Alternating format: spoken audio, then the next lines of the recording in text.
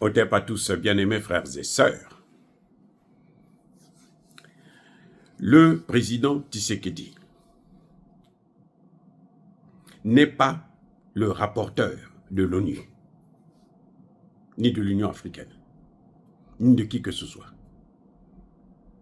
Le président Tshisekedi n'est pas là pour passer tout son temps à demander à d'autres gens de prendre des décisions que lui devrait en principe prendre. On comprend sa position de ne pas négocier avec les terreaux du M23 puisque c'est les terreaux du Rwanda. Ça, c'est tout à fait normal. Mais quand tu prends une telle position, alors dans ce cas, donne-toi les moyens pour les affronter directement. Et les moyens, il les a. Je vous ai dit, la dernière fois, il a tout. Mais il fait tout pour échouer. Il a tout pour gagner, mais il fait tout pour échouer. Vous voyez, Goma est attaqué. Goma est agressé. Les militaires repoussent. Tshisekedi quitte là, il envoie sa ministre des Affaires étrangères aller aux Nations Unies pour aller solliciter que les Nations Unies puissent prendre des sanctions contre Kagame. Et c'est lui qui doit prendre des sanctions contre Kagame. Vous vous rendez compte, depuis près de 30 ans, Tshisekedi est arrivé, cette histoire-là a duré depuis très longtemps. Ça fait 6 ans que Tshisekedi est au pouvoir. Tshisekedi n'a jamais compris que, mais tu as affaire à un pays qui t'agresse, la première des choses, c'est couper au moins les relations diplomatiques. Ça aussi, il faut que quelqu'un puisse le faire. Vous pensez que c'est aux Nations Unies de venir demander à Tshisekedi, non, coupe les relations diplomatiques, arrête avec eux, ne leur parle plus, ferme leur ambassade, rappelle ton ambassadeur. Ils font quoi là-bas? Dites-moi, attendez, les diplomates congolais au Rwanda, ils font quoi? Quel est leur travail? Le Rwanda est en train de vous agresser. Mais on vous envoie quand même des gens là-bas qui sont appelés des diplomates. Mais ça encore, c'est jeter de l'argent. Vous voyez pas que c'est là où j'ai des problèmes avec Tshisekedi. C'est là où j'ai des problèmes avec Tshisekedi. Il n'est pas capable de prendre des décisions. Il veut que les Américains, les Français, les Anglais puissent prendre des sanctions contre Kagame. Mais attendez, ce sont eux qui sont en train de faire la guerre. Tu leur demandes. C'est comme s'ils s'auto-sanctionnent. Or, les sanctions dans ce cadre-là, ça ne peut pas marcher. Parce que eux, ils sont en train de soutenir Kagame. Donc, Tshisekedi doit aller chercher une force parallèle, égale à la leur, pour qu'ils puissent entre eux s'affronter sur le sol congolais ou sur le sol rwandais. Et la force parallèle, c'est laquelle? Mais c'est la Russie. L'ambassadeur de Russie en RDC a bien dit à Tshisekedi. Il dit, écoute, ne perds pas ton temps avec ces gens-là. Ils ne t'apporteront jamais la solution. Viens voir Poutine. Poutine va régler cette affaire. Poutine, il n'attend que ça.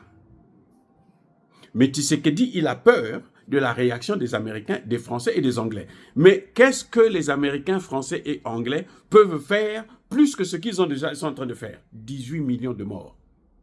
Il n'y a plus rien qui peut encore. Un cabri mort n'a pas peur du couteau. Les amis, un cabri mort n'a pas peur du couteau. Je vais vous dire une chose. Quand le mur de Berlin est tombé, l'ex-URSS disloqué, les Américains ont lancé un terme, la vieille Europe. Maintenant, il faut aller vers la nouvelle Europe, l'Europe de l'Est. Ils se sont réunis au sein de l'Europe, au sein de l'OTAN. Ils ont dit l'Afrique, on ne veut plus entendre parler de l'Afrique. Les Africains se sont... Comme ils aiment trop les aides, on n'a plus d'aide, comment on va faire? Ceux qui vous aident disent qu'on ne vous aide plus. Débrouillez-vous. Maintenant, il y en a qui ont compris que... mais attendez, il y a les Russes, les Chinois là qui ont un peu d'argent, pourquoi on ne peut pas demander l'aide là-bas? Ils sont allés en Chine. La Chine a commencé à déverser de l'argent. Et après, les Français, Américains, autres se rendent compte, mais la Chine est en train de prendre notre place. Trop tard. La Chine s'est déjà bien implantée. Aujourd'hui, pour battre la Chine en Afrique, ça devient maintenant compliqué. Vous avez vu au Niger? Les Français étaient là, hein, mais le pétrole, qui prend ça? Les Chinois.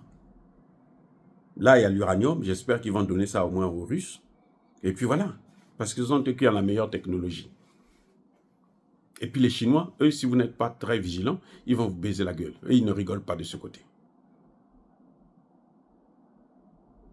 Oui, donc, nous demandons à Tshisekedi de prendre ses responsabilités. Ou tu leur cèdes ce que vous voulez, ce qu'ils veulent, parce que les négociations qu'ils demandent là, c'est pour prendre le contrôle de la RDC. Ce n'est même pas seulement Goma. Hein. Non, écoutez, soyons sérieux. Ce n'est pas Goma. Goma, ça dit que ils veulent avoir un pied à terre. Parce qu'il y a un grand aéroport international là-bas à Goma. Donc, ils pourront faire venir des avions, des ceci, machin. Et puis, ils vont commencer à aller. Le Congo, pour eux, là, il faut le couper au moins 5 morceaux. Et Tshisekedi, s'il ne le sait pas, moi, je vous le dis. Je le lui dis. Le Congo, là, il faut le morceler, au moins 5 parties. Voilà leur objectif, leur projet. Parce que quand ils coupent en petites portions, ils se disent, ils peuvent maintenant contrôler ça. Ils vous font faire des guerres entre vous, comme ils sont en train de faire entre le Congo et le Rwanda. Vous voyez que c'est comme un crapaud qui va avaler un éléphant. Vous avez déjà vu ça? C'est juste, c'est parce que ce sont eux qui sont derrière. Donc les amis, c'est ça le drame du Congo, de Tshisekedi. Maintenant, la classe politique. Il n'y a pas de classe politique au Congo. Au moment où nous parlons là, vous avez un type comme Moïse Katumbi qui a dépensé 100 millions pour venir assister à l'investiture de Donald Trump. Et il était où? Il n'était même pas dans la salle, il était dehors. 100 millions. Plutôt 100 000 dollars américains pour l'invitation. Le même prix que les Éric Zemmour et autres. Vous avez des évêques. Le cardinal Ambongo qui quitte Kinshasa, qui va au Rwanda pour aller soutenir le Rwanda, la position du Rwanda. Et ça devient très, très, très compliqué, les amis. C'est très compliqué, cette situation. Parce que les Occidentaux, ils ont trop de traîtres parmi les Congolais. Toute la classe politique opposante, surtout, elle est acquise. Ceux qui sont là, qui sont même avec Tshisekedi, ceux qui sont les députés, sénateurs, tous, vous les avez entendus? Sur au moins 500 députés qui siègent à l'Assemblée, vous allez entendre peut-être 3, 4, 5 qui vous parlent de l'Est. Tous là. Soit ils ferment leur gueule, et puis jouissent, soit c'est... Et quand vous êtes président dans un pays comme ça, là, c'est très, très difficile. Et vous avez des conseillers, des ministres qui sont là. La seule chose, intimider le président. Ah, tu sais, les Américains, non, ils vont...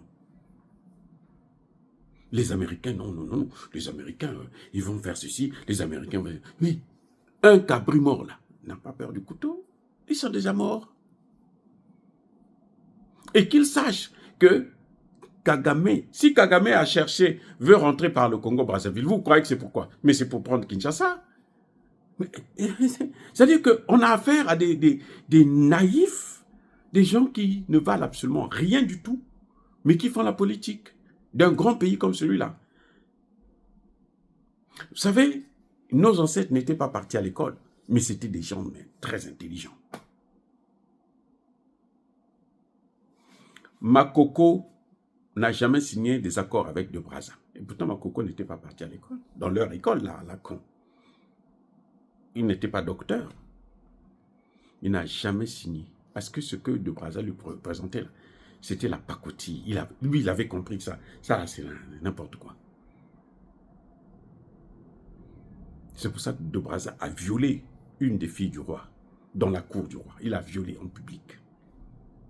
C'est pour vous dire. Vous avez des minables, une classe politique d'ignorants, une classe politique de viveurs. Vous avez des généraux qui ont tous des gros ventres, pour la plupart d'ailleurs, qui ne servent à rien du tout, qui n'ont rien compris, qui ne sont même pas partis à l'école pour certains. qu'est-ce que vous voulez que le président fasse? Mais le président aussi doit arrêter de se comporter comme s'il était le préfet de la France. Maintenant, là, il ne veut pas aller, il fait exprès de ne pas aller en France, mais quand tu vas à Davos, là, c'est pourquoi? Davos, là. Davos, c'est la capitale même du mondialiste. Le mondialiste, là, c'est pas à Washington. Le mondialisme, c'est à Davos. Quand tu vas à Davos, là, hein, tu vas sacrifier ta souveraineté. Tu vas te dire que non, moi je suis avec le monde, je veux un gouvernement mondial. C'est pour ça, vous voyez, Tshisekedi tout le temps, les Nations Unies prenaient des sanctions, l'Union Européenne prenait des sanctions. Pourquoi veux-tu que ceux qui sont en train de te combattre, c'est comme si un lion qui est prêt en train de te dévorer, tu lui demandes pardon, tu le supplies de t'aider, il va te couper la tête. Au lieu de fuir, toi tu lui demandes de t'aider. Aide-moi vraiment, moi je suis en difficulté. Il a faim. Toi, tu veux lui demander, non, qu'il t'aide, qu'il te donne à manger. C'est-à-dire que c'est ça le problème de la RDC. La complicité vient du fait que le président est inactif, il est lent, il n'arrive pas à prendre des décisions, il n'a pas le courage, il n'a pas des couilles solides. Je dis bien, il n'a pas des couilles solides. Ça, c'est un. Deux, vous avez une classe politique, une opposition qui ne vaut absolument rien, qui est corrompue, qui s'est enrichie malhonnêtement, et puis bon, qui prend cet argent pour détruire le pays. La seule chose qu'ils savent faire, c'est, bon, 5 ans après, non, viens, on est candidat. Au moment où ça est en train de sonner là, aucun opposant n'est là, même pas à Kinshasa. Ils sont tous en France, aux États-Unis, en Belgique, machin, tout ça, à faire du bruit. Bon, non, il ne faut pas changer la Constitution. La Constitution, là, elle doit être à vie.